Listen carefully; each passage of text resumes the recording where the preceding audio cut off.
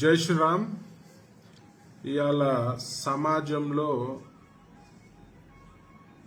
దళితులపై దాడిని నేను తీవ్రంగా ఖండిస్తున్నా. ఆల్రెడీ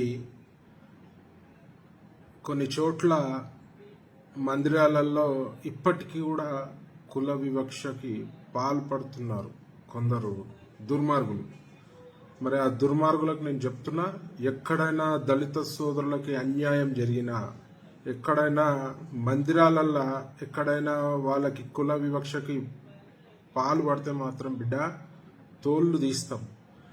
ఈడ మతము అనేది ముఖ్యము, కులం కాదు. మరి ఎక్కడ కూడా అట్లాంటి సంఘటనలు తెలిస్తే, ఆల్రెడీ 2-3 సంఘటనలు నాకు తెలిస్తే నేను రియాక్ట్ అవ్వడం జరిగింది. మరి ఫర్దర్గా కూడా ఇలా హిందుత్వంలో కాపాడడంలో ఒక ముఖ్యమైన పాత్ర దళిత సోదరులు పోషిస్తున్నారు.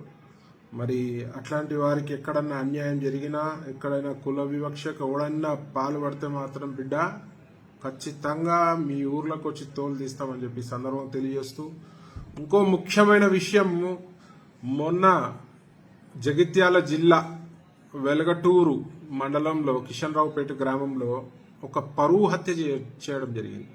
మల్లేష్ అనే ఒక యువకుడిని, మరి ఒక పెద్ద కులానికి చెందిన యువతితో ప్రేమలో ఉన్నాడని చెప్పి మరి మల్లేష్ని దారుణంగా కిరాతకంగా మరి చంపించడం జరిగింది. దీన్ని నేను తీవ్రంగా ఖండిస్తున్నా. ఇట్లాంటి పిచ్చి చర్యలు చేస్తే మాత్రము ఇక్కడ ఎవ్వడు ఊరుకునేటోడు లేడు.